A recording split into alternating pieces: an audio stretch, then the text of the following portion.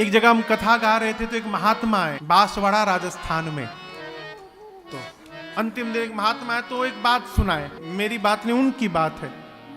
बोले एक जगह कथा हो रही थी तो कथा के बाद महाराज, बहुत पहले की बात, महाराज को बैलगाड़ी पर बिठाकर दान दक्षिणा देकर लोग विदा कर दिए।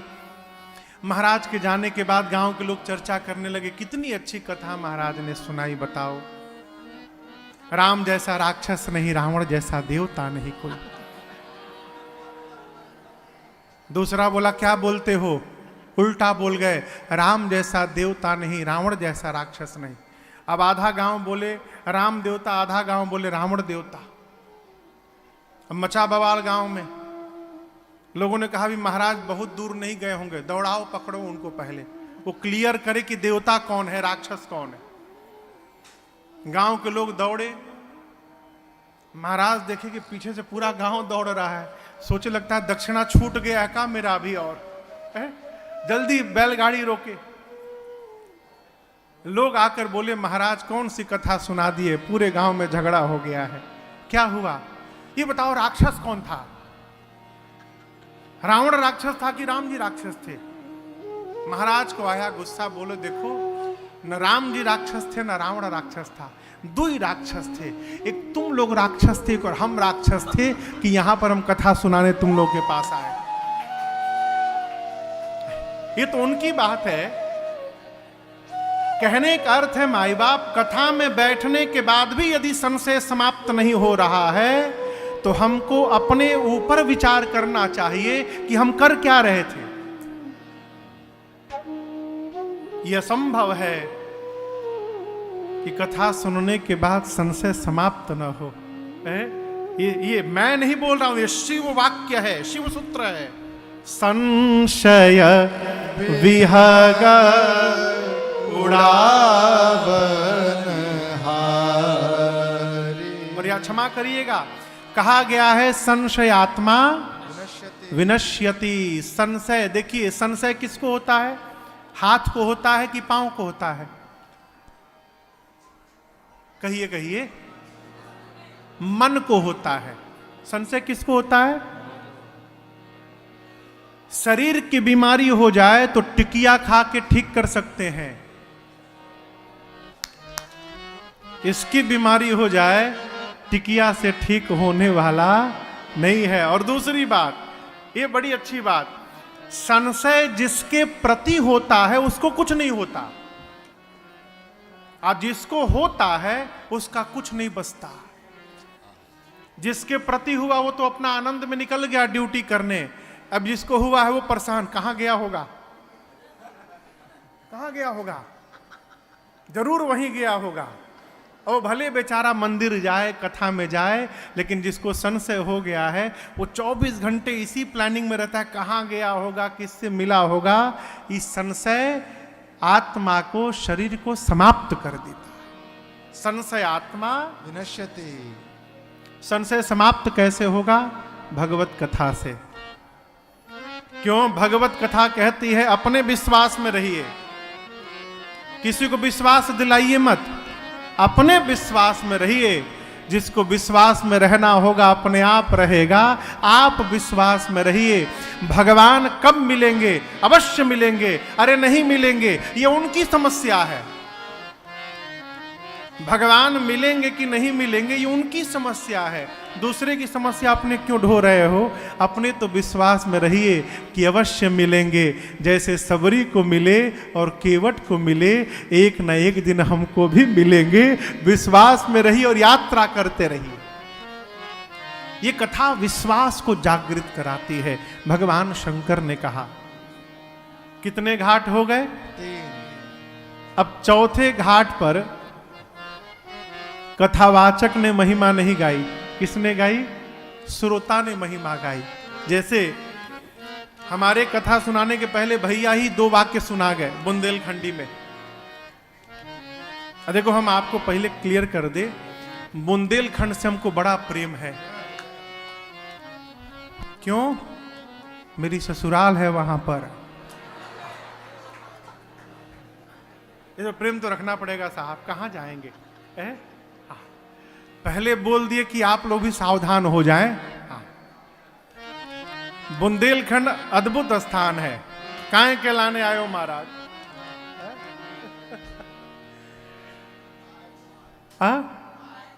काय को आए? अल्लाने अल्लाने लाने काय के लाने आए बोलते हैं ना। हाँ सुना हूं मैं, इसलिए बोल रहा हूं।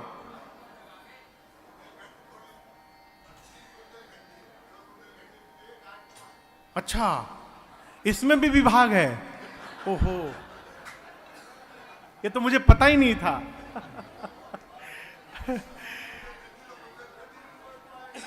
चौथे स्थान पर श्रोता ने महिमा गाई। किसने? गरुण जी महाराज ने। भगवान युद्ध में नाग पास में बंध गए। आप कथा सुने होंगे। भगवान और लक्ष्मण भैया नाग पास में बंध गए। नाग पास में बैठ गए, बन गए। तो नारद जी ने गरुण जी को भेजा भगवान के पास कि गरुण जी का भोजन सर्प है, आप जाइए और भगवान को सर्प बंधन से मुक्त करिए। गरुण जी महाराज आए, भगवान को नाग पास से मुक्त किए और मुक्त करने के बाद सोचने लगे,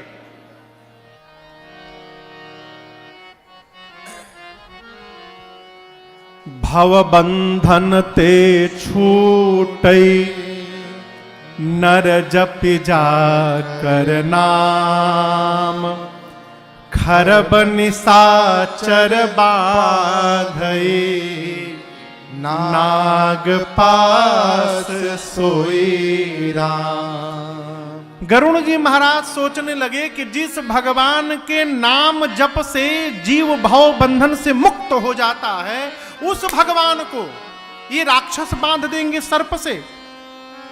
जिस भगवान का नाम ही भाव बंधन से मुक्त करता है, उस भगवान को राक्षस बांध दिए। ये भगवान नहीं हो सकते।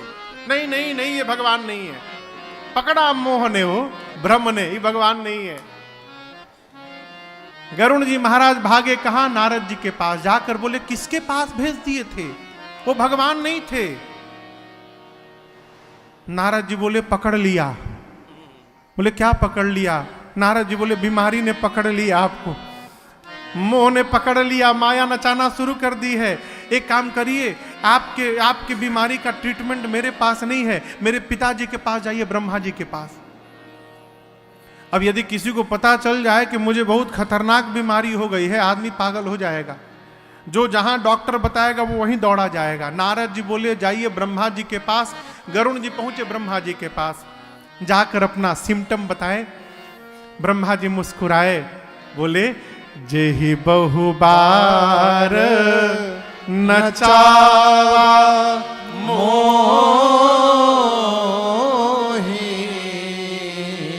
सोई व्यापे ओ विहंगपति तो ही। इस बीमारी ने, ब्रह्मा जी बोले, हमको भी बहुत परेशान किया है, बहुत बार हमको फंसाया है इस बीमारी ने। वही बीमारी आपको भी हो गई है। गरुण जी बोले, खतरनाक है क्या? बोले, बहुत खतरनाक। अब गरुण जी बोले कि ब्रह्मा जी दूर कैसे होगा? ब्रह्मा जी बोले, स्पेशलिस्ट के पास जाना पड़ेगा आपको। एक काम करिए, कैलाश पहुंचिए बाबा के पास, वही इस बीमारी के स्पेशलिस्ट है। गरुण जी दौड़ने लगे कैलाश की ओर। तब तक रास्ते में बाबा मिल गए, भगवान शंकर। गरुण जी दंडवत किए, अपना सिम्टम बताए। बोले, आप उपचार करने में सक्षम हैं। शंकर जी बोले, देखिए चेंबर तो हमारे कैलाश में है, आप रास्ते में मिले हैं, रास्ते में कैसे उपचार करूं? लेकिन आपका सिम्टम सुन के ये पता चल गया है कि आपकी बीमारी कैसे जाएगी। गरुण जी बोले, कैसे जाएगी? शंकर जी बोले, तब ही होई सब संशय भंगा, कब? जब बहुकाल करिय सत्संगा। जब आप लंबे समय तक सत्संग करेंगे गरुण जी, तो सत्संग से आपका भ्रम समाप्त हो जाएगा। गरुण जी बोले फिर शुरू करिए सत्संग। बाबा बोले कहाँ रास्ते में करूं, मैं जा रहा हूं कुबेर के यहां मीटिंग है एक, मैं तो लंबा सत्संग नहीं दे सकता, लेकिन आपको एक ऐसे स्थान में भेज रहा हूं जहां पर तज हरि भजन काज नहीं दूजा, जहां भगवान के भजन को छोड़कर दूसरा कोई प्रोजेक्ट ही नहीं है।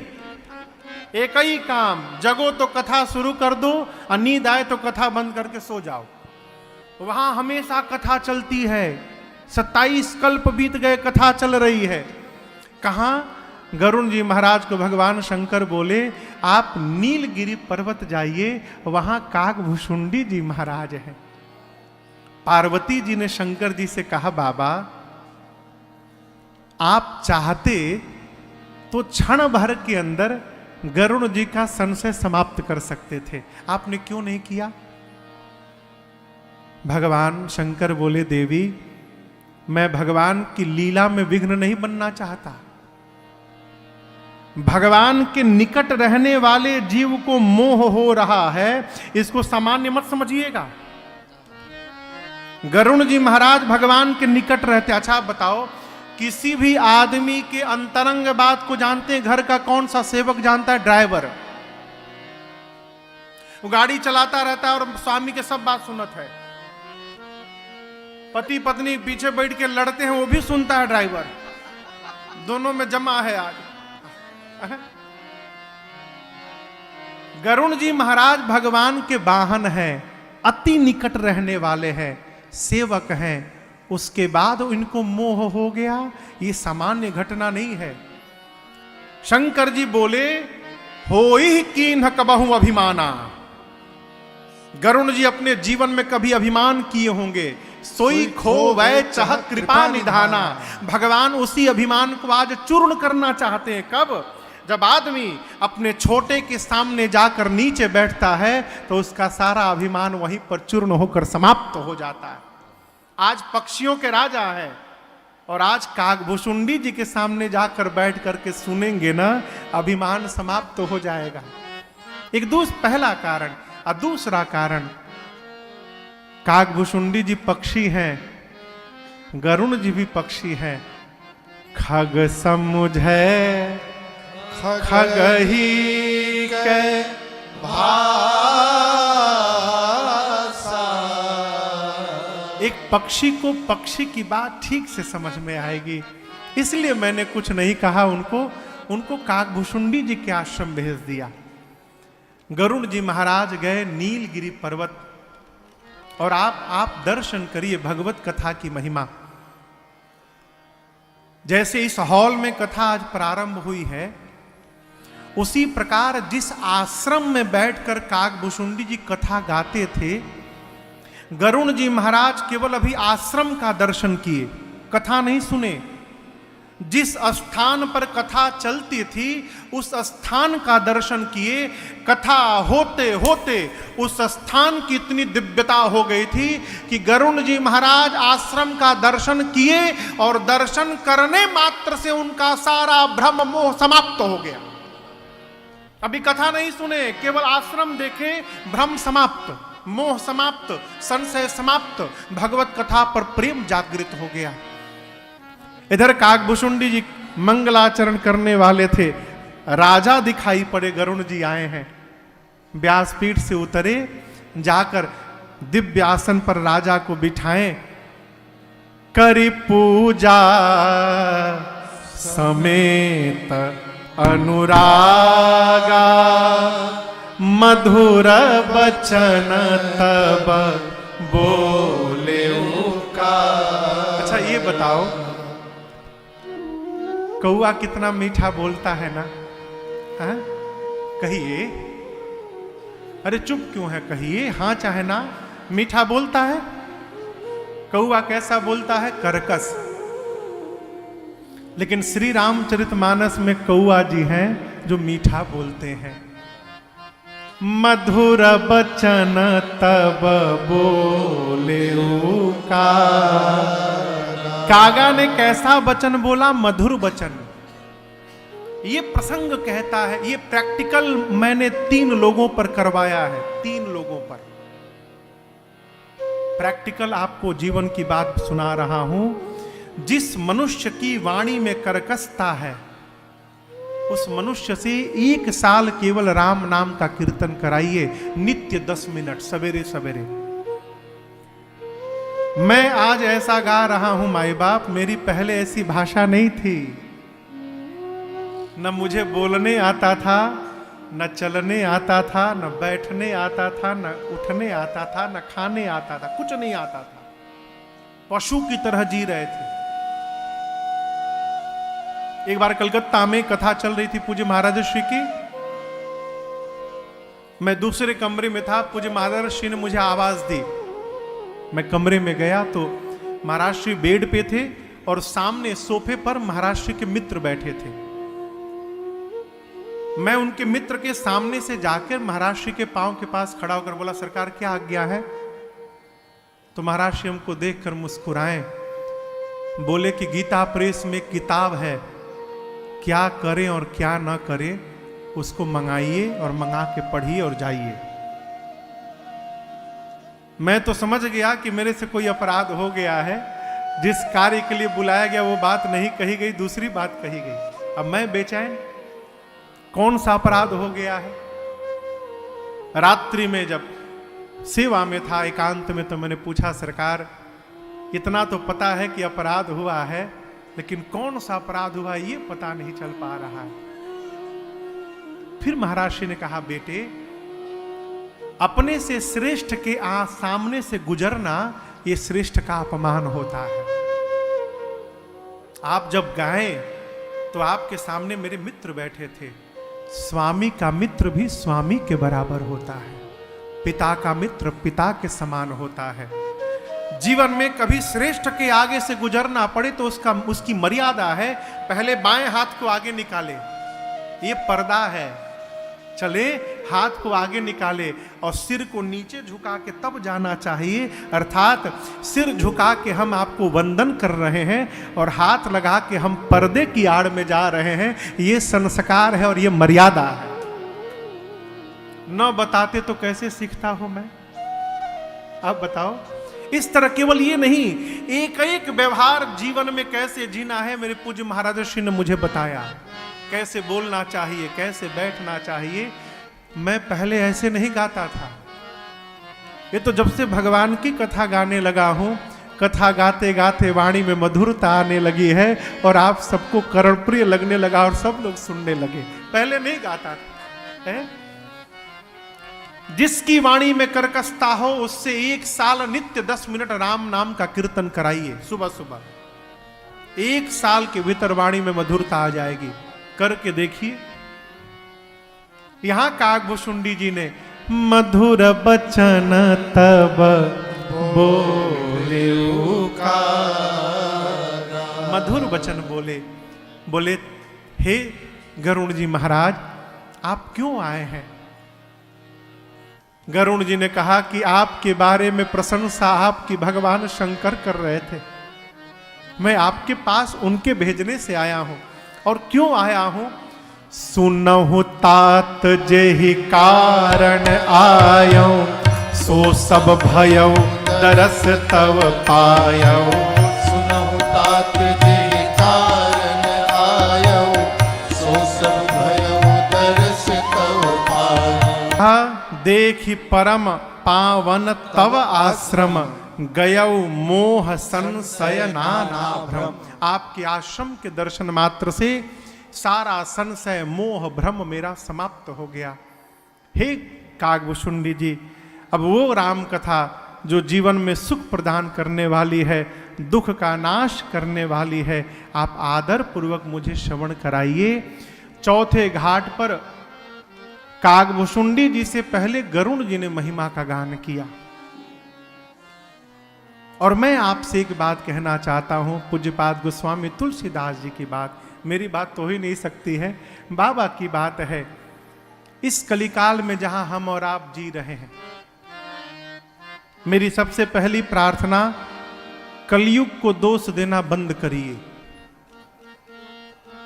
क्या बोले?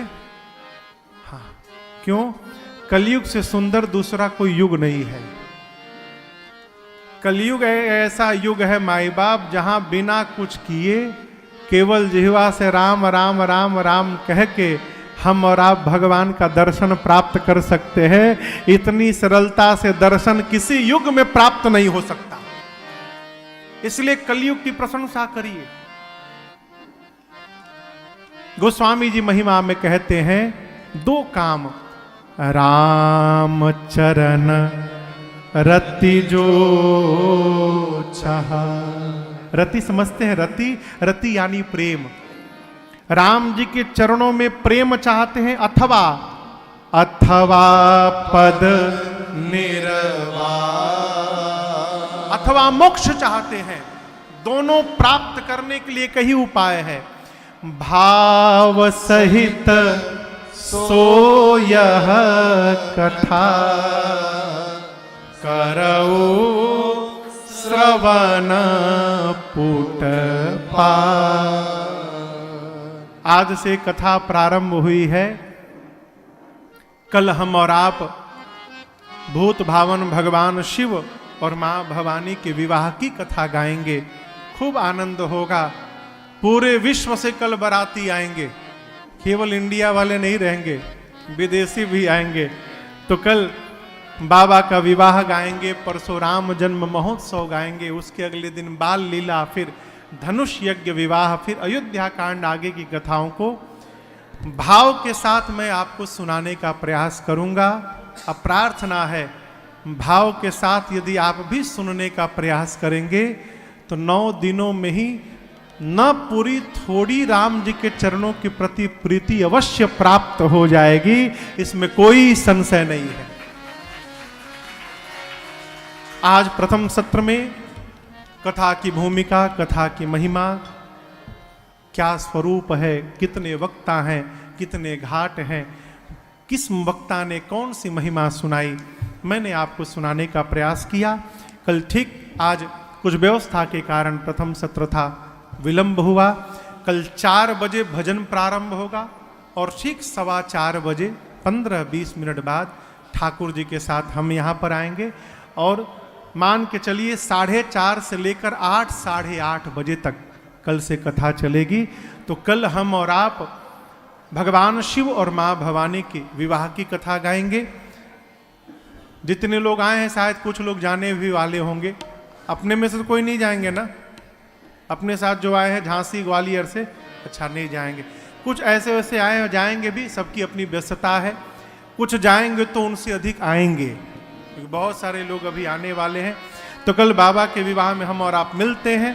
तब तक के लिए हरे राम राम राम सीताराम राम राम, हरे राम राम राम सीताराम राम राम, हरे राम राम राम सीताराम राम राम, हरे राम राम राम सीताराम राम राम, हरे राम राम राम सीता राम राम राम, हरे राम राम राम सीता राम राम राम, हरे राम राम राम सीता राम राम राम, हरे राम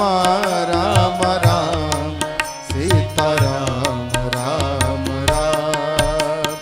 कथा विसर्जन आज की प्रभु शंभुनाथ हनुमान, राम लखन श्री जानकी सदा करो कल्याण, हरे राम राम राम सीता राम राम राम, हरे राम राम राम सीता राम राम राम, सीता राम राम राम सीता राम राम राम।